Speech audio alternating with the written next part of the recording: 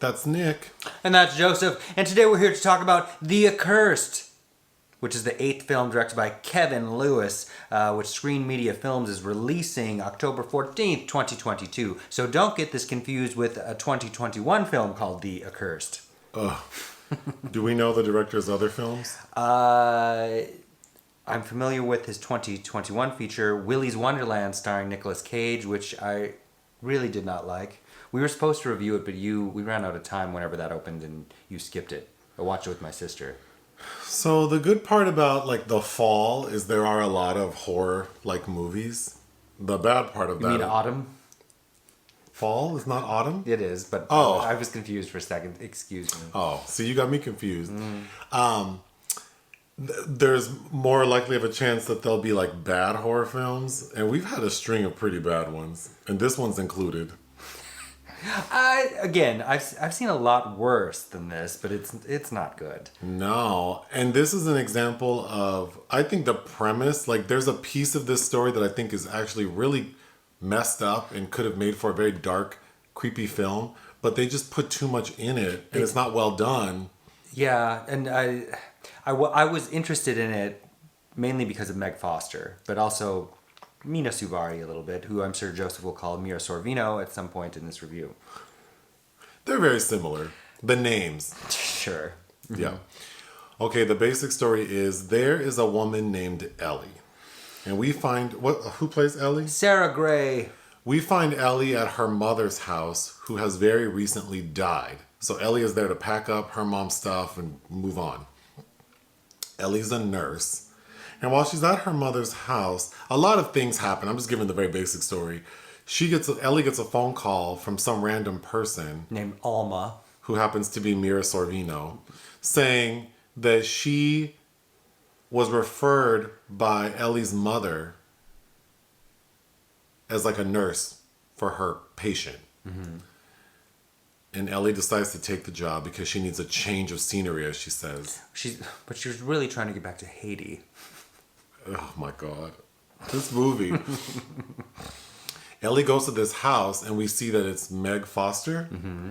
Okay. It's Mrs. Ambrose. Meg Foster is a witch. We're introduced to her in the beginning of the film as a witch. The opening. Mm-hmm. That character is possessed by a demon, Meg Foster. And the reason Elly is there is because Elly's mom was working with the witch to get revenge on her deadbeat husband, who's Elly's dad. But the mom couldn't pay the witch, so instead she traded in her daughter, specifically her daughter's blood. Which the witch needs to fulfill curse duties. Well, yeah, something. Mm-hmm. And Mira Sorvino is the daughter of the witch. So she is the one who brought Elly there.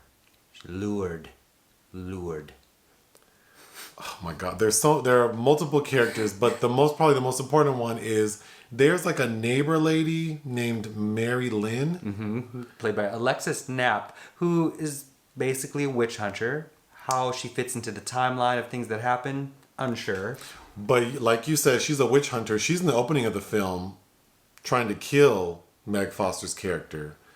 We don't know if she's successful or not, but Meg Foster, we're told, is dead. The old woman in the bed that Elly's taking care of, she has she's hooked up to monitors that are beeping like she's alive, but we're told she's dead. So I don't understand what's happening. And she's got sores on her leg that look like the top of a fruit pie. Everything culminates with the daughter, Mira, shows up. Alma is the character. Alma. And basically conjures the demon out of her dead mother. and then needs to sacrifice Elly. Mm-hmm. But at the 11th hour, the witch hunter, Mary Lynn, shows up and burns the house down. Mm-hmm. By taking over this book of spells, presumably. Alma takes over the book of spells and conjures the demon. And right as the demon's about to kill Elly, Mary Lynn gets the book. Okay. Loses her southern accents. We need to talk about all of that. Then We flash forward, and Elly's working in the hospital, so it seems like everything's good. Elly's a nurse. Didn't get back to Haiti. No, she goes to the burn unit, where I guess that's where she's stationed. And guess who's in the burn unit alive and well? Alma. But that would have been real fresh from the house burning. Right. And then Alma is antagonizing Elly, and then we see that all of the patients in the burn ward have hung themselves. The end.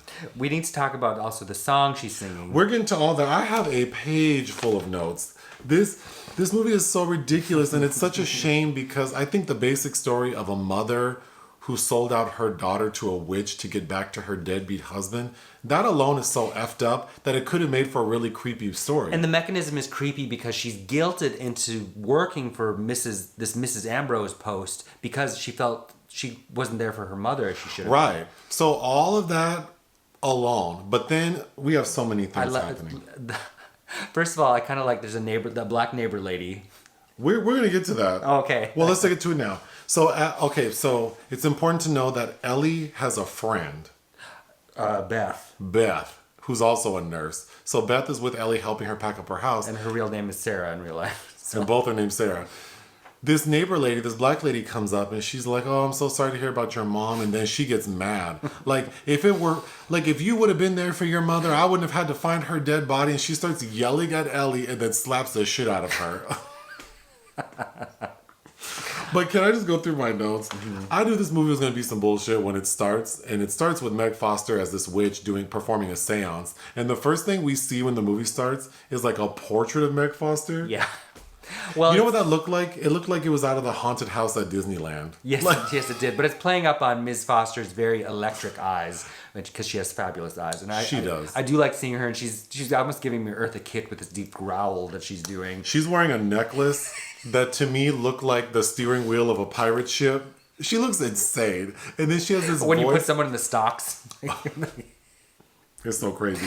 The seance is crazy. Well, Lynn walks in and she goes, commune or curse. And then, as the seance is happening, the witch approaches Lynn's daughter's name is Sadie, who is what... I'm going to forget it, but if someone can remind me, worst hair of the year, this little girl's going to be a nominee. Well, that's a wig. I know, but it's so bad. It is. And they make her mute, and this little girl is having a hard time acting. But the witch gets close to Sadie, and then this movie should be called, like, I don't know, flies and orifices, because all we see are flies and mouths and things coming out of mouths. I thought the hand that comes out of the mouth all the time, the effects are decent, while repetitive, is creepy. And there's the demon hand likes to come out of Meg Foster's mouth and then like try to get into. But the hand goes into a little girl's mouth and the girl bites off the finger, and that's the opening of the film. But I'm like, those fingers stink, where they're coming from. But so then that scene also, based on how this plays out and the nonsensical elements of the screenplay and how Meg Foster's character even fits in there, I'm like, I bet they wrote that scene to give her something to actually do afterwards, after the fact, because it really doesn't make any sense when all is said and done, the opening. Well, having some familiarity with trying to get a smaller budget film off the ground, things happen where it's like you do get a name like a Mena Suvari and a Meg Foster. So then you have to kind of change the roles to make it more appealing for them at the last minute. And maybe they got paid more than the budget allows, so then other things lack. So I understand the struggle, but it's just a shame that they keep packing more stuff in, because getting back to the extra characters. So we have Beth, who... I'm sorry, but Elly, Beth, and Lynn are all beautiful ladies. They look like your standard actress in LA trying to find work. They don't make any sense for these roles. Elly looks like she doesn't even know. She's not even dressed to be a nurse. No, and Beth is a nurse, and her nails don't look like... Beth looks like a stripper. Lynn looks like she's trying to be Megan Fox. It just doesn't make any sense. Lynn has an accent, like a southern accent, that she loses at the end. But it's like, the acting is not there. Alexis Knapp is really bad in this movie. With very flat ironed hair. It's just like, you have time for this while you're out here witch hunting? She's out in the woods. And she's super fit, and her outfit's cute. It makes no sense. And if your hair looks like that, why do you let your little girl run around looking like that? Exactly. How you gonna be snatched that your daughter looks like the little girl from The Ring? But I will say, Elly's hair is the most distracting of all. Okay, the problem with Elly's hair It's fine. She has a very blunt cut bob, and the blonde is fine. But they do like the beach waves that are all like curled in the same direction. And the key to beach waves is you have to let the ends stay straight, right? But hers are kind of bent, so it looks crazy. They're all curled in the same direction, and then no one broke them up. So she just looks like... What was it that you said that I thought was really good? She looks like... she looks like she has a bunch of drill bits hanging from her head. It just... I said it looks like when you boil like curdled pasta and half of it's sticking out of the water and hasn't cooked yet. That works too. Okay. So we start to get a sense that the mom, Elly's mom, had issues because Elly's going through her mom's things, and we see that all of like the photographs the mom had, she's defaced them. So she's cut out the husband or X'd out her daughter's face. Like what Joan Crawford's scrapbooks in Straight Jacket. Right. So it's like, okay. Oh, God. This video is going to be too long. But I think the problem is, first of all, why did they open the film letting us know Meg Foster is a witch? Yeah. Because then there's no suspense. Because once Elly gets to the house and Mena is like being all weird, and then we see Meg Foster, it's like, oh, so Elly's going to babysit this witch for a weekend. I don't know if I mentioned, but Elly's job is to watch Meg Foster's character for like a long weekend until an ambulance can come and take her to hospice, is what she's told. But at one point, things get... Because, of course, the middle part of the film is that weird things are happening in the house and Elly's seeing things. At one point, she calls the police, and this cop comes over, and he's a very nice man, and then she explains who's in the house, and he goes, wait. Isn't she dead? Isn't she dead? And then he's acting all weird, which made no sense because this is a very small town. If this cop knew this lady, then he should have known the house he was going to. So he should have asked that question initially, like, wait, is this the house of the dead lady? Who the hell are you watching? And then it's because Sadie's character had thrown her rotten apples are a motif, which make no... Oh, one of the worst parts is when she sees a phantom of her mother that's like hanging from a tree and throwing apples at her. All of the mom like haunting Elly looks so cheap. She's wearing this like fright wig out of a bag, and the voice that they're doing, it's just laughable. It is, but the cop is like, oh yeah, it's probably just some kid trying to scare you, and she's like, are there kids around here in these woods? No. At one point early on, Elly goes to her friend Beth, who's also a nurse, to get her blood drawn. And then Elly has a big open wound on her arm. And her friend is like, what is that? First of all, if that's your homegirl and you hang out all the time and you're both nurses and you have this open wound on your arm, this would not be the first time she noticed it. And then the answer Elly gives is, oh, when I was a little girl, my mom would draw my blood all the time. So you've had this big open wound for decades? Yes. I mean, who wrote this? That doesn't make any sense. Rob Kennedy is the name of the man who wrote this. Also, she's only there for a long weekend, and Beth is like, I'm going to investigate Alma. My dad is friends with the PI, and I'm going to hire him, and we're going to meet about that. Again, too much. They incorporate a private investigator. Because the plot point is that Elly is no good with phones. Like with smartphones. That's so stupid. You could have cut out so much. You could have utilized your budget so more effectively if you'd cut out all these extraneous characters that have nothing to do and just Why did we have a scene with Beth's dad explaining that he hired a private investigator to tell us what we could have found out by just Googling Alma? Right. Okay. There's a couple times when we get like blood vision. Yeah. Like where we actually see like blood cells under a microscope. Mm-hmm. That was random. Okay, the score... And we need to talk about the song at the end. But the general score is doing overtime. It's heavy lifting. Yes. It's doing a lot of work. It's making you believe this is a thriller, and it's not. What I wanted it to feel like, again, I've seen a lot worse than this, and I like it better than Willy's Wonderland, because that was just garbage. But I wanted it to feel kind of like The Dark and the Wicked, which we reviewed, I think, sometime in 2020, that Brian Bertino directed, where this father is dying and the siblings come back to this farm where he's dying, or at least one of them does, and the satanic element is trying to take over, and it has a very dark ending. It's got great ambiance, but this is what that should have felt, and it could have. I think it could have. And Mena Suvari... she's a little over the top, but I think she's quite entertaining. She's wasted because this performance would have fit well in like a Ryan Murphy production. Mm-hmm. I feel like she could have been in Ratchet or American Horror Story. Like she's really doing a lot. Or that movie we watched with who's the lady who plays Wednesday from the Addams Family? Christina Ricci? She did a movie where she's like monstrous. I feel like Mena could have been She would have done a good job with that role.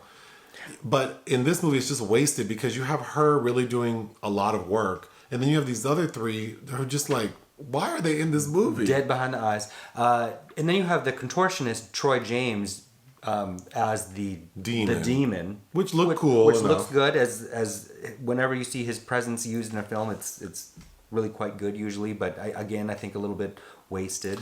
Then once we start doing the seance stuff, like, it's just like there's always a pentagram. It's always the same.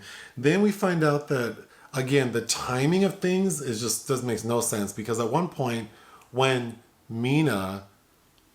Alma explains to Elly, like, oh yeah, like she tells her, well, your mom sold your ass out because she couldn't pay my mom for putting a curse on your dad, so she paid with your blood.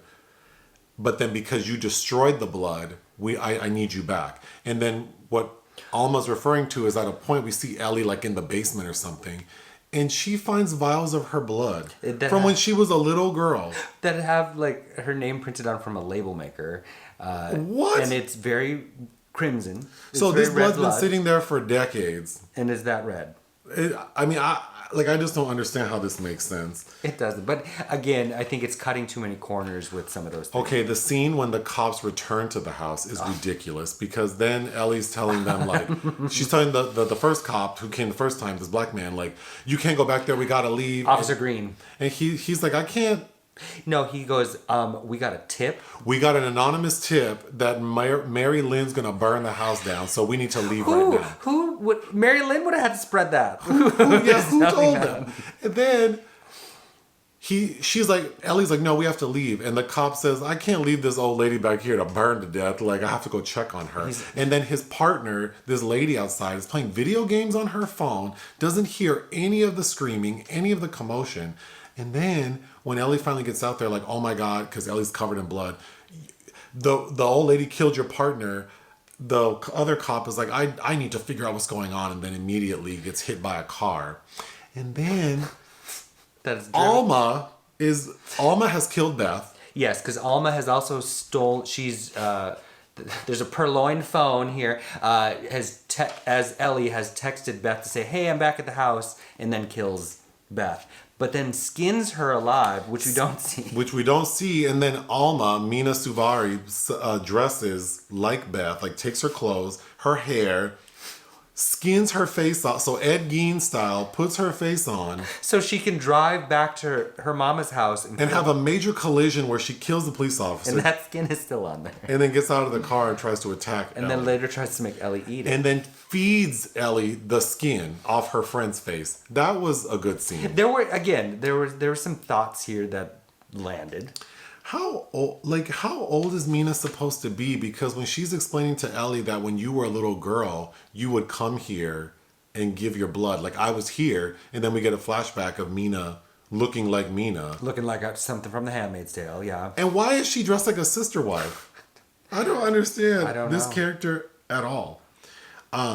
So the final scene where Mary Lynn burns the house down, they're outside, and the demon is just in the house hovering over Alma. And then it cuts to the next scene. And I'm thinking, like, this demon from hell, y'all really think that the burning house is going to kill this demon? She sliced the figure of the cross in its back. So that was dumb. And again, like you already alluded to, Mary Lynn's accent, I don't know why she has a very poorly done southern accent that she totally loses when she's conjuring the spell at the end. Her incantation, yeah.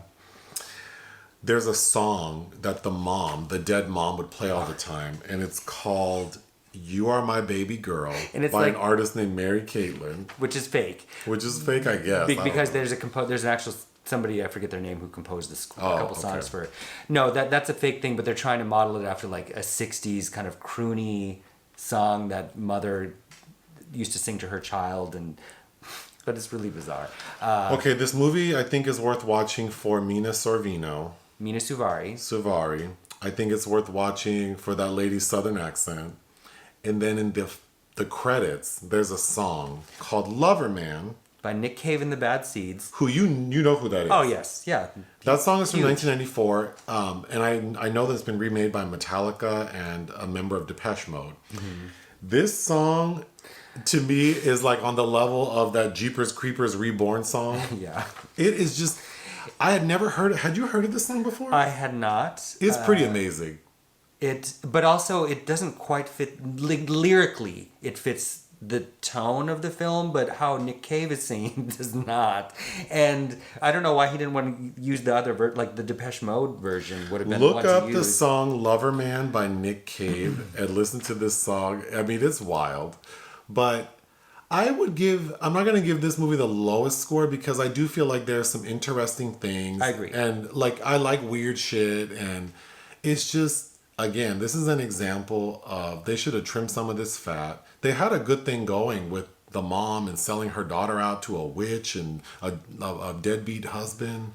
I don't know why we needed all the other. I agree. Yeah. What would you give it? 1.5.